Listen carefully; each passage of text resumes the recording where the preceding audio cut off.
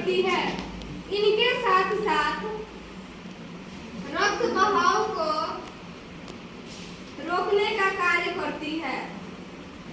इनके साथ साथ रक्त बहाव को रोकने का कार्य करती है। मानव शरीर में इनकी संख्या 1.5 लाख से 4 लाख होती है। जब मनुष्य के शरीर में इनका स्तर घटता है तो जब मनुष्य के शरीर में इनका स्तर घटता है तो विभिन्न प्रकार की परेशानियां नजर आती है। विभिन्न प्रकार की परेशानियां नजर आती है, जैसे नाक से रक्त का निकलना,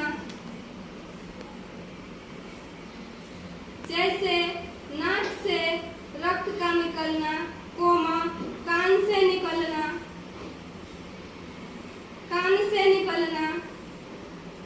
मुंह से निकलना आदि।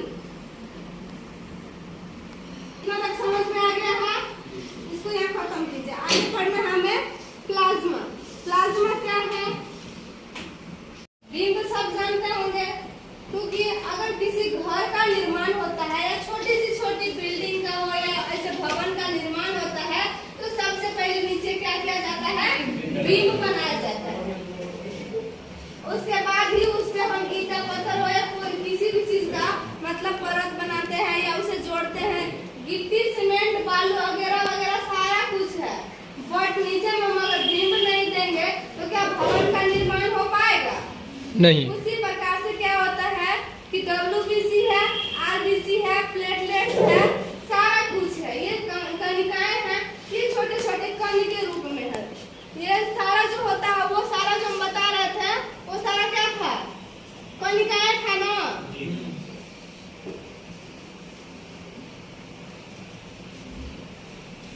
यानी कि कार्पसल्स। तो हम पहले कार्पसल्स के बारे में पढ़ रहे थे और क्या पढ़ रहे हैं? प्लाज्मा के बारे में। प्लाज्मा क्या है? किसमें है? लिक्विड फॉर्म में। तो हमारे शरीर में रक्त को एक प्रकार से आकार प्रदान करने का जो कार्य करती है वो कौन करती है? प्लाज्मा। प्लाज्मा करती है। प्लाज्मा एक तरल भाग है। रक्त का तरल भाग जो होता है प्लाज्मा होता है। जब किसी का CBC होता है, CBC ब्लड टेस्ट जो होता है, उसमें क्या होता है कि रक्त को ले लिया जाता है, रक्त को उसके जार में रख दिया जाता है, लेकर के रख दिया जाता है। कुछ समय के बाद 2 से 2.5 घंटा के बाद क्या होता है? रक्त की जितनी भी कणिकाएं होती है वो नीचे बैठ जाती है और जो प्लाज्मा होती है, सीरम जो होता है वो ऊपर चढ़ता है। तो प्लाज्मा एक प्रकार का सीरम भी है। अगर कोई पूछे आप लोगों से प्लाज्मा क्या है तो आप ऐसे कह सकते हैं रक्त में जो सीरम होता है वो प्लाज्मा कहलाती है। ठीक है? और इसका अगर इसको परिभाषित करेंगे तो बोलेंगे रक्त को आकार प्रदान करने का कार्य जो है प्लाज्मा करती है। प्लाज्मा जो है रक्त का तरल भाग है और इसके साथ साथ जितने भी हार्मोन्स हैं और हमारे शरीर में पौष्टिक तत्व है उसको रक्त के साथ मिलाने का कार्य जो है वो प्लाज्मा करती है।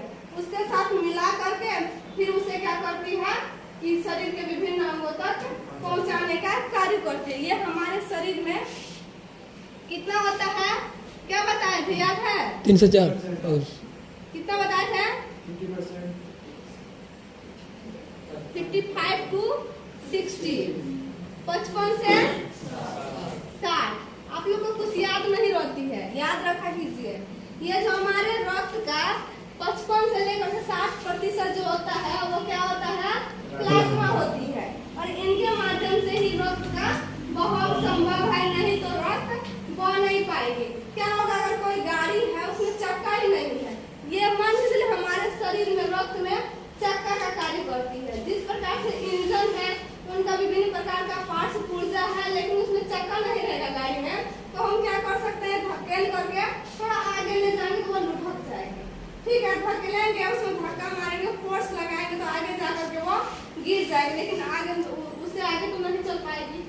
उसको चलने के लिए क्या होता है, चक्का की आवश्यकता होती है।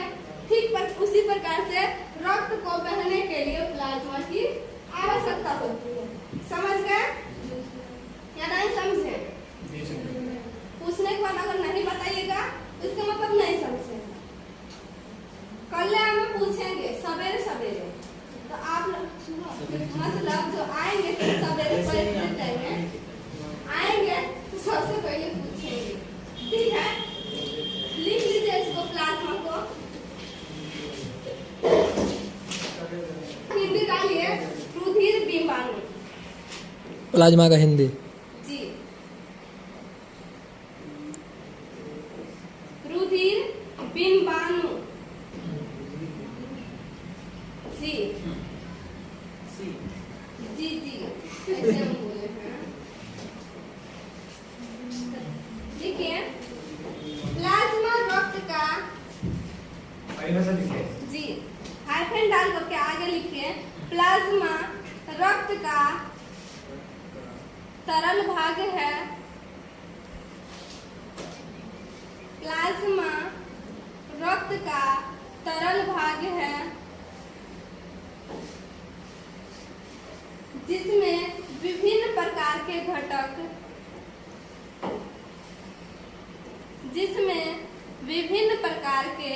घटक तैरते रहते हैं।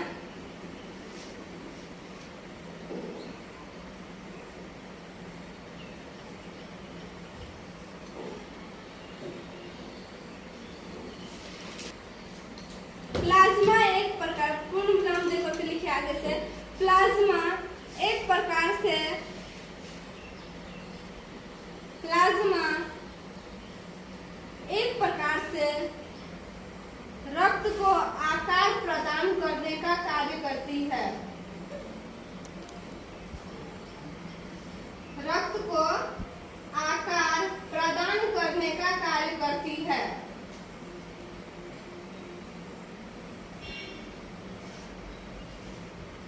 इसके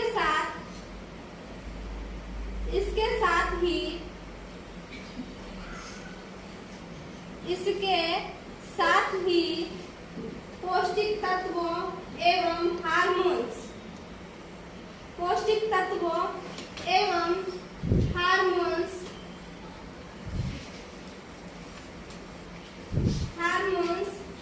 को शरीर के विभिन्न अंगों तक, हार्मोन्स को शरीर के विभिन्न अंगों तक ले जाने की कार्य करती है, पहुंचाने का कार्य करती है। विभिन्न अंगों तक